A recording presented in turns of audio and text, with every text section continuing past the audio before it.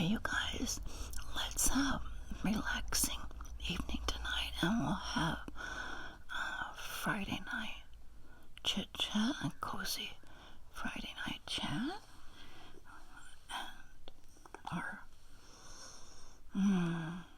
vanilla bean woodwick candle in the background.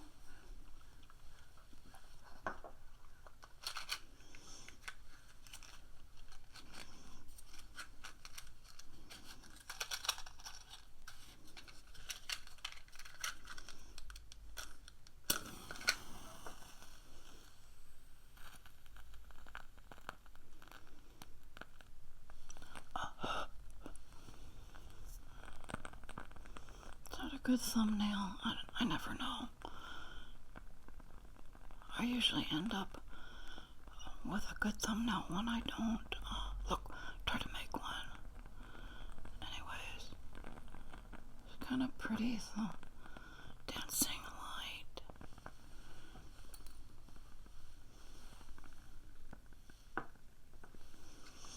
And some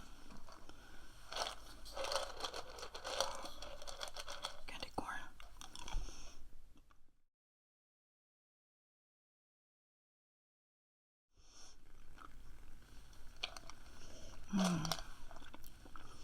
And I even put some blueberry cereal.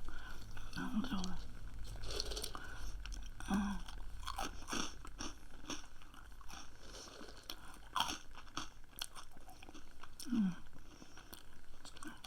The only thing missing is the peanuts, right? Doesn't the salty peanuts go well with candy corn and sugary?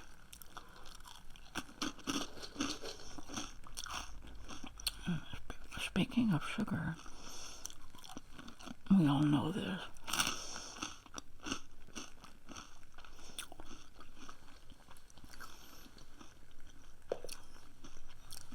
If you want to have a nice, healthy face, don't eat sugar. The worst thing for your face, for wrinkles and baggy eyes and the whole 9 yards, is sugar. The best thing is vitamin C internally. So it's obvious to me. I've been overdosing on the sugar and not enough vitamin C. So for any of us who might be frustrated and we think we have to go out and get topicals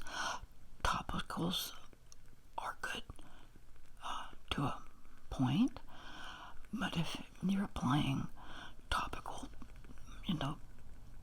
aids for your face, wrinkles and bags, and at the same time eating tons of sugar and no vitamin C or no collagen powder or collagen support, you might be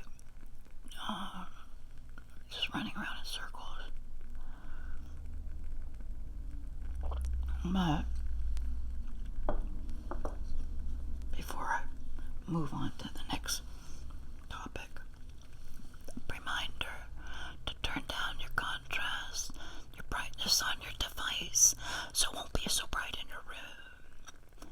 Maybe, if it's not so bright in your room, you can fall asleep quicker and easier, and perhaps you can be the winner in our ongoing challenge. The first one falls asleep wins.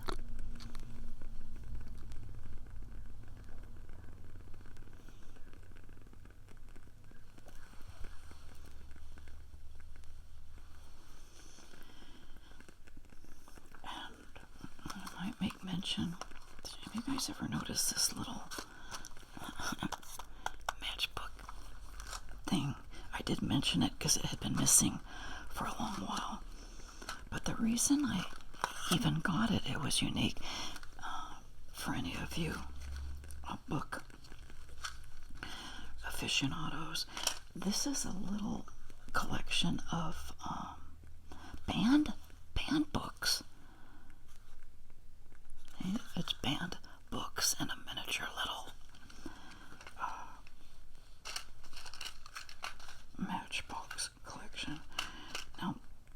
Beauty. Black Beauty. Let me shine some light on this one. Says, banned by the South African government during the apartheid era for the use of the word black in the title. Oh, there's that one. And it was a Black Beauty by Anna Sewell. That got banned.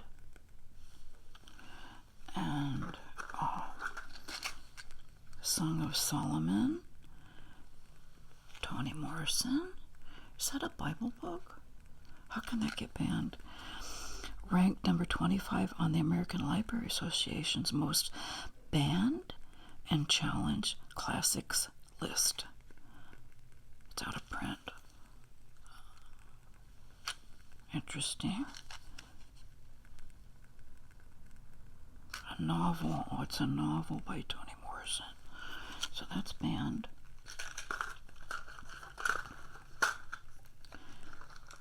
And next up we have The Adventures of Tom Sawyer, Mark Twain.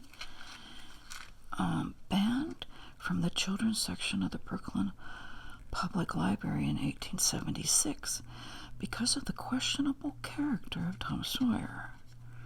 Out of print.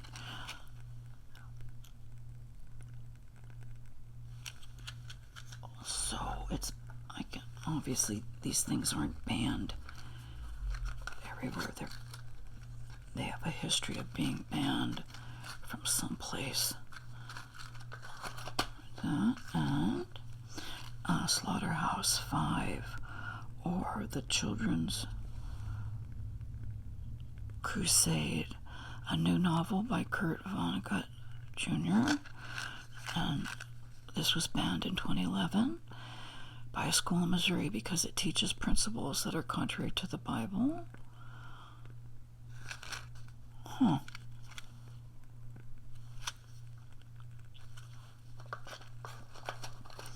And Ray Bradbury's Fahrenheit 451, Read and Destroy.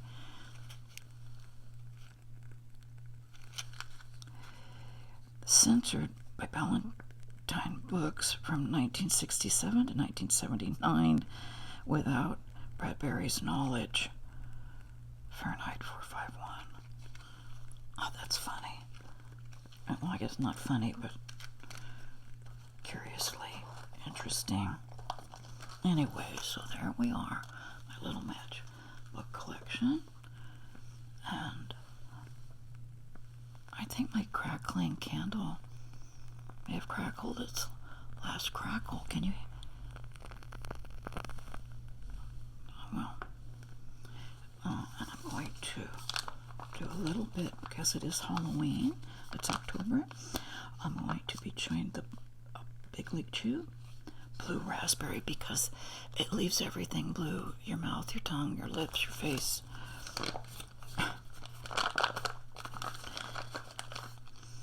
It does have a decent taste, but again, I kind of put off chewing it because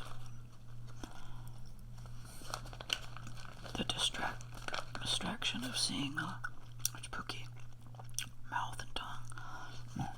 I'll do it for Halloween.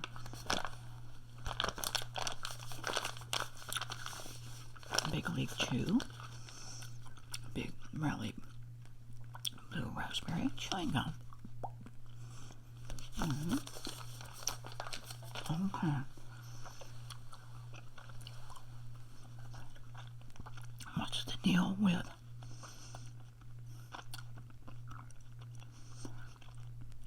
potassium iodide? Or how I've misconstrued the tablet to be potassium iodine. I do believe the correct name is potassium iodide. It's going to take forever to come in on Amazon. I've been looking for an overnight shipment of that. I don't see it. Oops, let me get that. And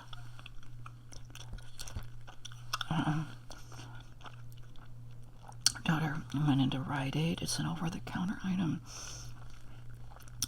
They didn't have it, or they were out of it, that you take in case of a nuclear radiation event. And for the life of me, you would think as much as I research supplements, as many supplements as I take, that I would know a little something, but in all honesty, I really don't. I will be calling the pharmacist. I'll be asking, how do you take it? How many times a day do you take it? I want to know what prescription pills does potassium iodide react with, if any. And is it simply a thyroid guard? Is the thought that radiation gets in your thyroid? And the more I talk about it, the more you can sense I'm confused of how that works. I was wondering if it came like in a topical. Is that safer? You know how you rub garlic or something on your skin to keep mosquitoes away. Can you rub that on your skin and keep the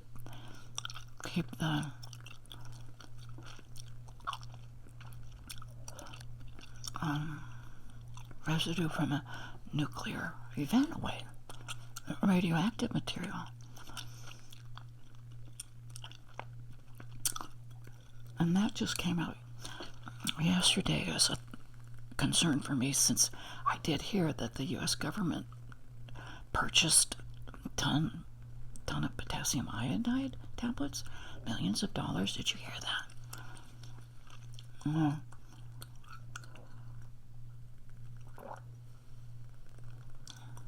So I just don't even know if I'm really in touch with the seriousness of that.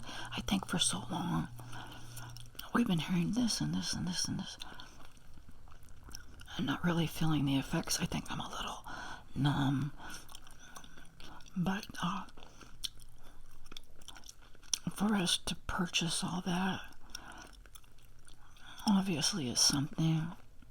And they did say that Putin and family are in their bunkers, so I think we just need to inform ourselves. And apparently that really is the only thing you do in a case of a radioactive scare. I've mentioned this before. We have tons of duct tape and tons of painter's tape to tape up and seal the windows and doors in our home. But then what happens when you use the air conditioner? I don't know. But I know taping up everything doesn't seal your home off completely, because there's vents. There's fans in your house, like in the kitchen and the bathroom. I do believe that goes up through your roof into the air.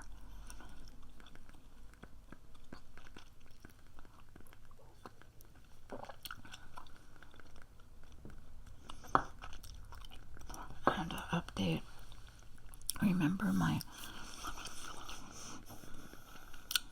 thoughts about these Dashing Diva nail paints. It's a sticker paint.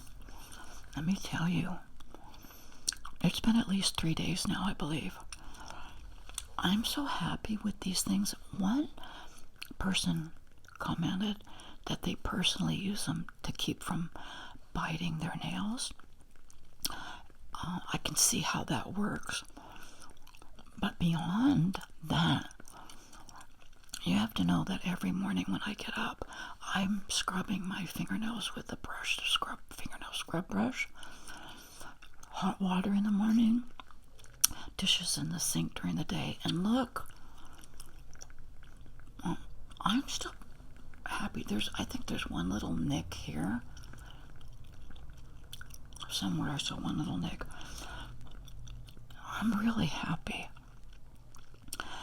If I recall from Walmart, Instacart, they were like $5. I got one that was $5, one that was $6, or $6 and $7, and you get 2 full applications of that color. So Dashing Diva, for what it's worth, I'm real happy. And I can tell that the more you practice putting on the nails, the better you'll be. I'm real happy. Now that was a turn of events. I remember the whole time I was doing the video, just talking, what in the world? Why would anybody even buy these? What a nice surprise. So maybe if I can find a Halloween set of Dashing Diva, I may do that, or I may stick it in the little trick-or-treat bags, because again, we don't participate in the door-to-door trick-or-treating, but I do make up what seems to be about 10 little Halloween bags for the little ones, you know, neighbors, my daughter, my sister, and I might throw in some Halloween Dashing Divas in their bag. Give it to them like a week before Halloween actually arrives. That'd be fun.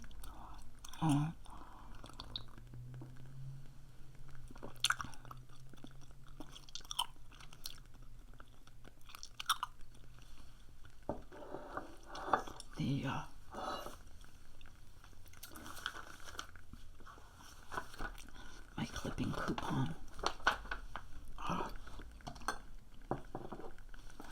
mode. Did you guys get this from American Queen Voyages from 2022 to 2024? It's kind of funny.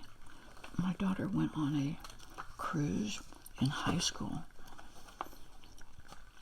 Ever since she went on that cruise in high school, we get, this was like over 20 years, this has been like 20 years ago now, I think, right? Not quite 20 years, at least 15 years, and we still get these cruise catalogs. But I think I'm going to be using them for, instead of clipping coupons, I'm going to be clipping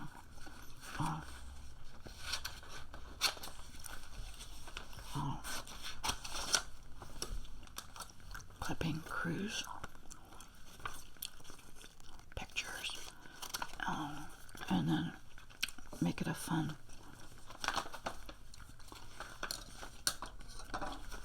collage activity when the grandkids are in town.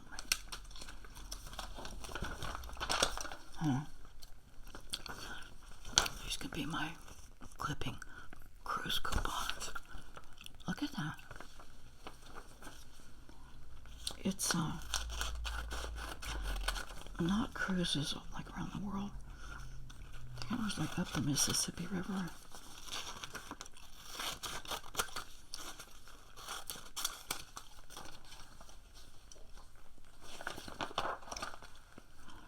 River voyages,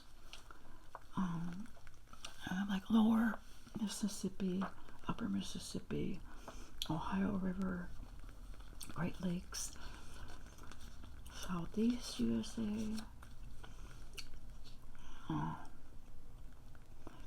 and then they go bigger and better, Alaska, British Columbia, Mexico, Costa Rica, and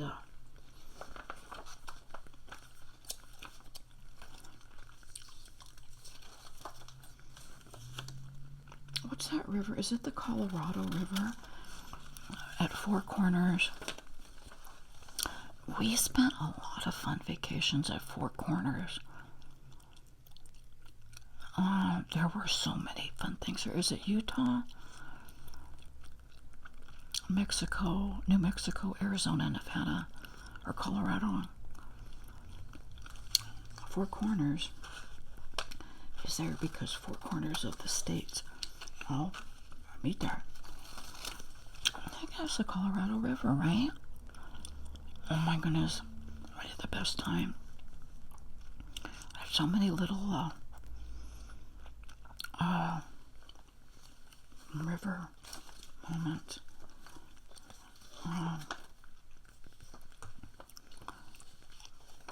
We did river rafting, and then I remember at night they had like a little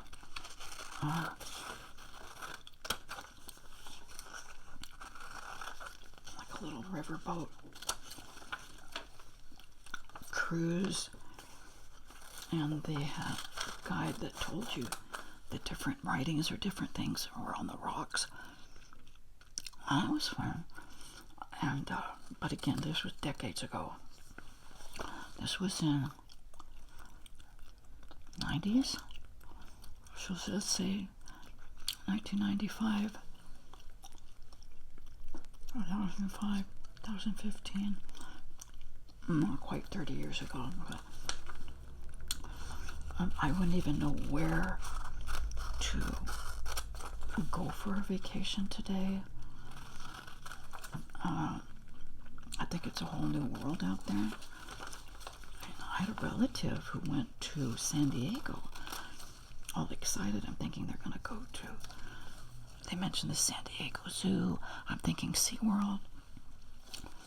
But is there even a SeaWorld anymore? Did they do away with the best part of SeaWorld, which was the killer whale show, right? So I'll have to add, I haven't seen at commercials for SeaWorld. I want to see if that's still a thing, because, oh my goodness, we had so many fun SeaWorld outings. They sent us pictures and videos of the hotel they're staying in San Diego area. Not a person anywhere. Every time they sent a video or a photograph, there were no other visitors. So I don't know if it was bad timing. I'll ask, obviously, when they get back next week. The whole place looked deserted, even when they took pictures on the beach. Not a single other person in the picture. So that's why I'm thinking, like, would I even know how to do a vacation anymore? Who are the people that are out there on vacation with us? Because did you just hear about the graffiti at the, was it the Washington Monument? Or some wall out there? Like, that's a whole different mindset of a person enjoying, like, our national parks or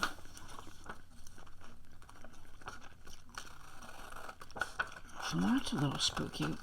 When had that ever happened before? Number one. And number two,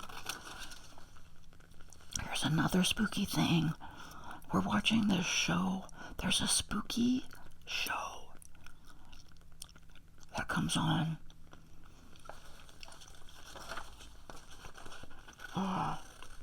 It's an hour show, and they talk about a spooky incident. Like the other night, they had Jeffrey Dahmer. A couple weeks ago, they had the Monica Lewinsky story. That was a two-part. And, you know, when you think of that, that is a spooky thought, to think that you have a president and all this stuff is going on in the White House. But I think it's a little spooky to think it was publicized and all this stuff came and went. And so I really didn't know what to think of it, other than I just feel bad that that's part of our history. Monica Lewinsky, who knows what she's going through now, but they did say she went on to do good things. What was another spooky one? Jeffrey Dahmer.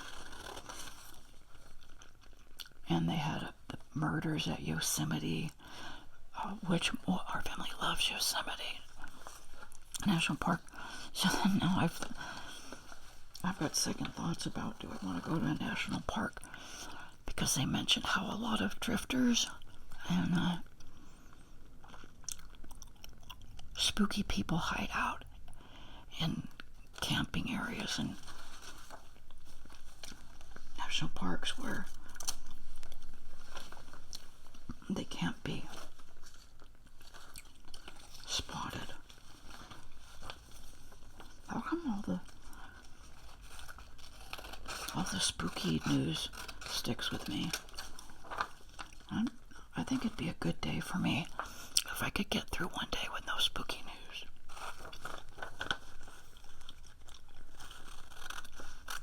Are you guys getting the new flu shot that they're promoting?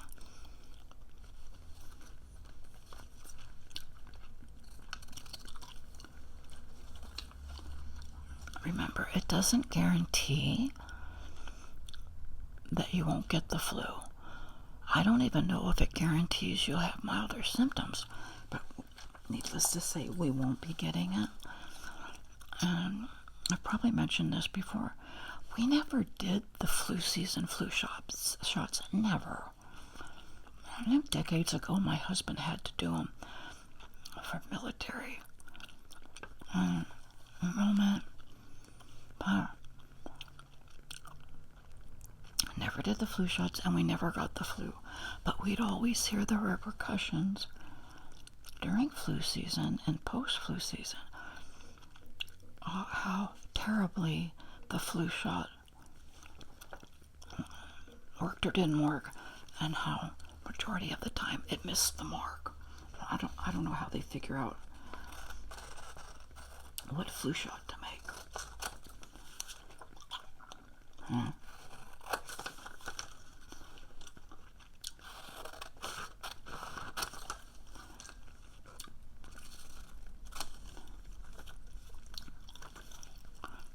And I figured out on magazines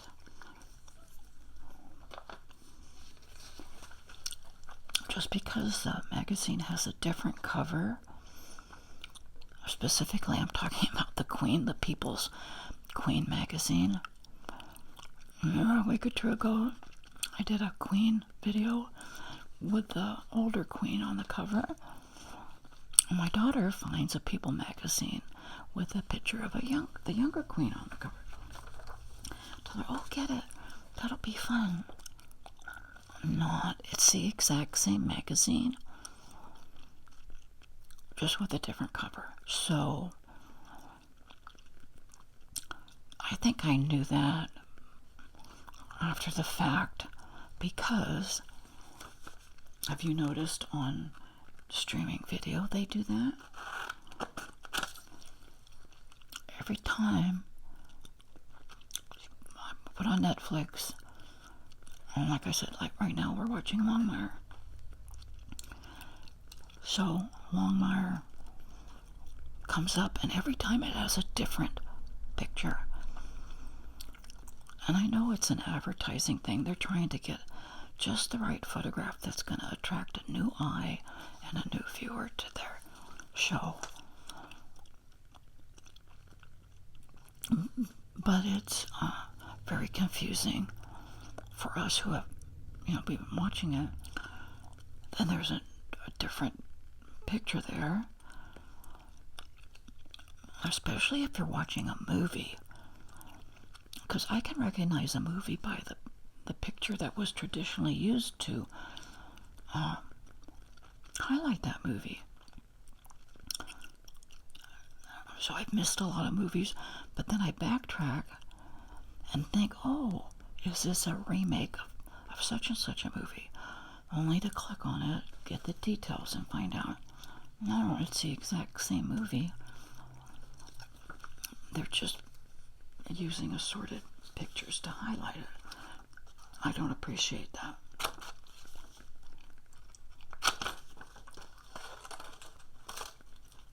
That's no fun. I have to think too much.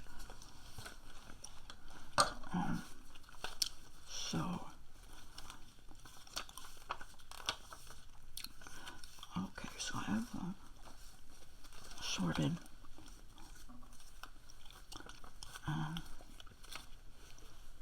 nice little trash. Oh, how did I miss this one? Highlighting the food they have available on a cruise.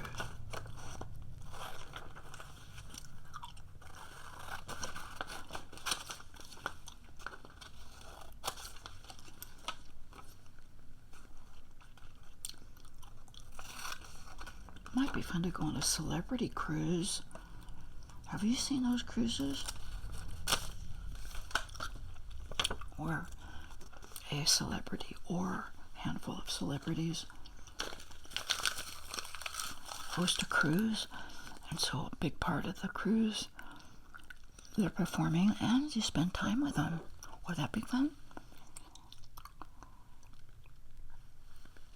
Gene Simmons is doing I think it's Hell's Kitchen episode. That might be fun. Although I did see Gene Simmons on a You're Fired episode. Remember back in the day, Donald Trump had that You're Fired, and Gene Simmons was on it, and I think he got fired kind of early. I was surprised. And Gene Simmons is a real money-minded business guy. You know, isn't it interesting how, I know for me, maybe it's the same for you, maybe not, never enjoyed Kiss or any of those, I call them acid rock bands, not hard rock, they were acid rock, until as an older person I see them, and then all of a sudden I like them. I see them in different format, like as a person, and I like them. Same with I really enjoy Gene Simmons and Paul Stanley, but same with the Working for the Weekend band, Loverboy.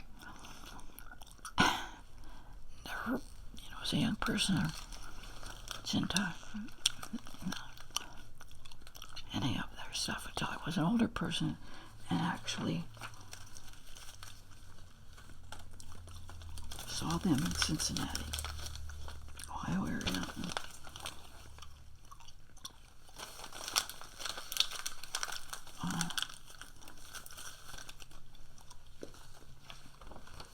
Anyways,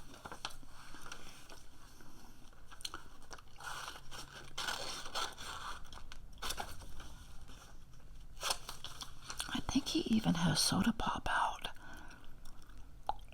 It's a nice soda pop that gets delivered to your home in a case, so you can't just go like get a 6-pack at Walmart, or maybe Bevmo. I should call Bevmo.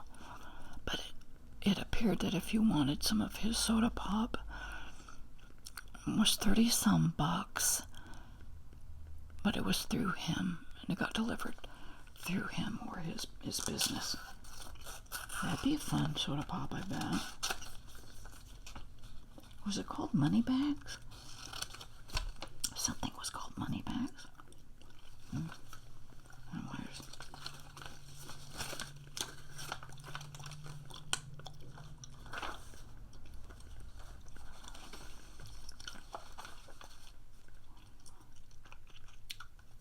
is it the Snake River? Does the Snake River run through Four Corners? I think we've been on the Snake River.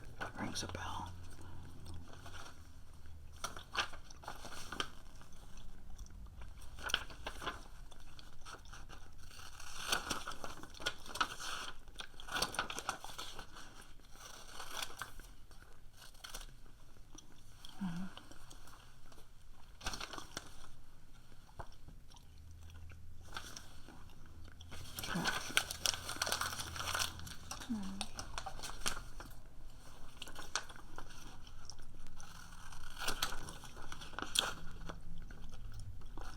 Have you guys been on a cruise?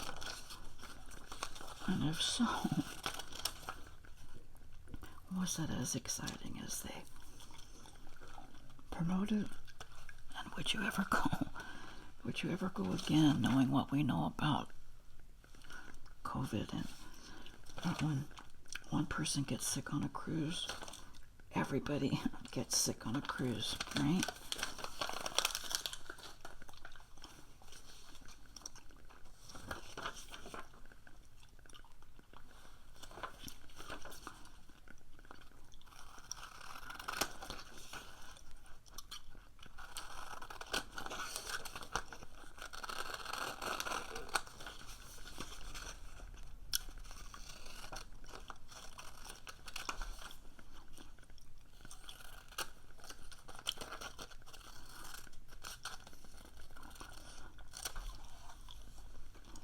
I know they always highlight the ice sculptures, and they're like doing commercial for cruise.